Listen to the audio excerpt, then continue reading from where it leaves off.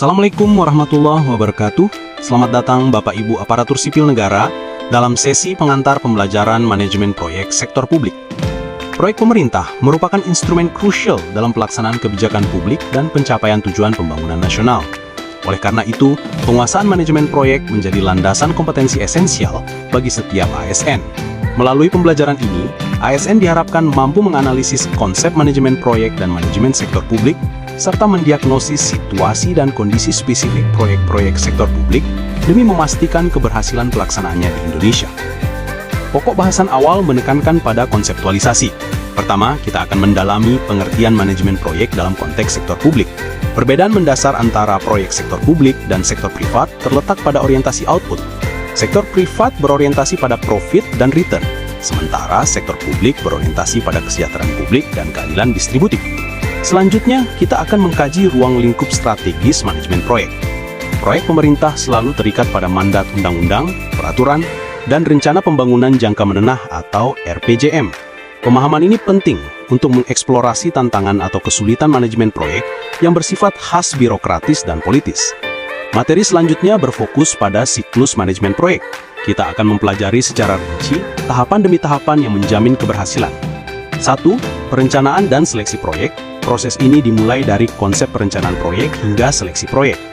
ASN harus mampu menggunakan metode terstruktur untuk menyeleksi proyek berdasarkan kriteria kelayakan ekonomi, sosial, dan lingkungan, bukan hanya political will.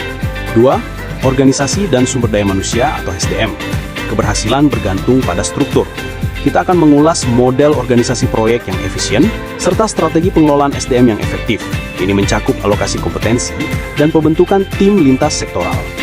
3. Pengendalian triple constraint. Ini adalah jantung dari manajemen proyek. Kita akan membahas secara terpisah. 1. Manajemen waktu dan biaya. Memastikan proyek tetap berada dalam baseline anggaran dan jadwal. 2. Manajemen mutu. Menjamin output proyek memenuhi standar kualitas yang ditetapkan.